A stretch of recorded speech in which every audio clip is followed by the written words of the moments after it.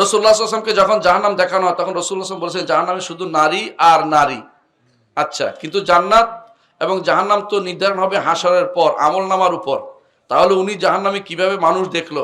রাসূল সাল্লাল্লাহু আলাইহি ওয়াসাল্লামের কথার উপর আমার বিন্দুমাত্র সন্দেহ নাই, আলহামদুলিল্লাহ, না থাকাই উচিত।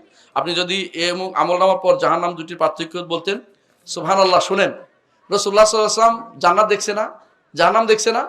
দেখছে কিনা? এমনকি বেলাল রাদিয়াল্লাহু আনহুর পায়ের আওয়াজ শুনছে কিনা? তিনি এখন তখন কোথায়? দুনিয়াতে জীবিত, দুনিয়াতে জীবিত। আপনি জানেন যে আমাদের সবকিছু মোকাদ্দার। আমি যে এখানে বসছি এটা আল্লাহ কখন নির্ধারণ করছেন? 50,000 বছর পূর্বে।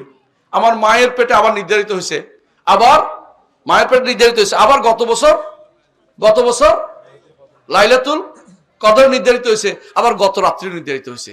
আল্লাহ তাআলার নির্ধারণ কোনোটাই অপরিবর্তনীয়, কোনো পরিবর্তন হয় না। যেটা পরিবর্তন করা হয় শুধুমাত্র কি দিয়ে?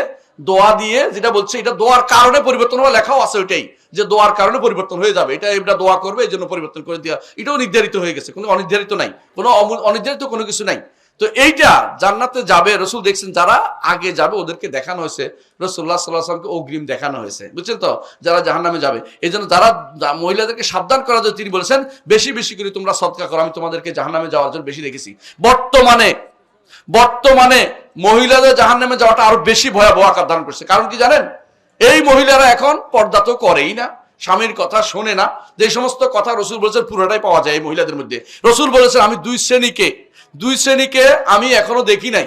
এক শ্রেণী হচ্ছে যারা মানুষকে পিটাইয়া মানুষকে আঘাত করবে, এটা এখন আমরা দেখছি আছে না? বুঝছেন তো? কারে মারে টারে একদম মরা জোর করে তার থেকে মিথ্যা কথা উসুল করে নেয় না, দেখেন আপনারা।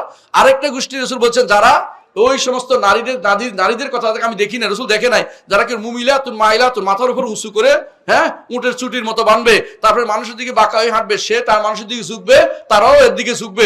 দুনিয়াতে এখন যেগুলি হয়েছে নাটক, অভিনয়, ওই তথাকথিত এই ফেসবুক খুললে যা দেখেন আপনি নারী, এগুলি কি জান্নাতি নারী আপনি বলতে পারবেন?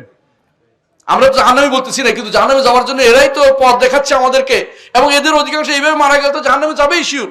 কিন্তু মনে রাখতে হবে, এই জন্য নির্ধারণ করে কাউকে আমি বলছি না জাহান্নামী জান্নাতি, কিন্তু মনে রাখবেন জাহান্নামী জান্নাতি এটা বলার জন্য রাসূলের হাদিস লাগবে। কিন্তু এইভাবে বলতে পারবো যারা এই কাজ করে এই অবস্থায় মারা যাবে তারা জাহান্নামের জন্য ইন্ধন হবে। হ্যাঁ, কোনোদিন ঈমান থাকলে হয়তো বেরিয়ে আসবে, ঈমান না থাকলে আর কোনোদিন বেরিয়ে আসবে না।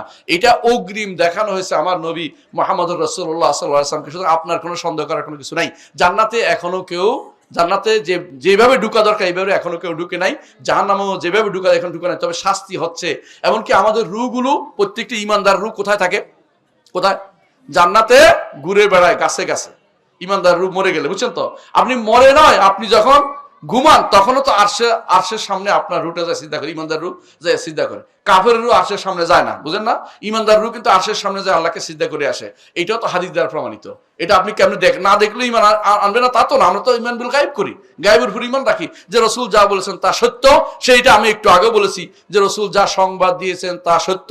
এর মধ্যে একটা হচ্ছে নারীরা বেশি বেশি জাহান্নামে যাবে, আল্লাহ তাআলা সেটা পূরণ করে দিবেন হুর দিয়া। আর কারো বউ যদি জাহান্নামে না যায়, জাহান্নামে চলে যায়, তার জন্য আল্লাহ সেটা আরেকজন দিয়ে ব্যবস্থা করবেন, যার যে জাহান্নামে গেছে তার স্ত্রী জান্নাতে দেওয়ার ব্যবস্থা করে দিবেন। আর আল্লাহ তাআলা জান্নাতের জন্য বিশেষদের তৈরি করে দিবেন, যারা আপনাকে আখিরাতে আপনাকে সঙ্গ দিবে। আর যে সমস্ত নারীর স্বামী জাহান্নামে চলে গেছে, আল্লাহ তাদের সাথে জান্নাতে যাদের স্বামী স্ত্রী নাই তাদের ব্যবস্থাপনা করে দিবেন। ভালো লোকদের জন্য ভালো। আত-তাইয়্যিবাতু লিত-তাইয়্যিবিনা ওয়াত-তাইয়্যিবুনা লিত-তাইয়্যিবাত উলাইকা মুবাররাউনা মা ইয়াকুলু লাহুম।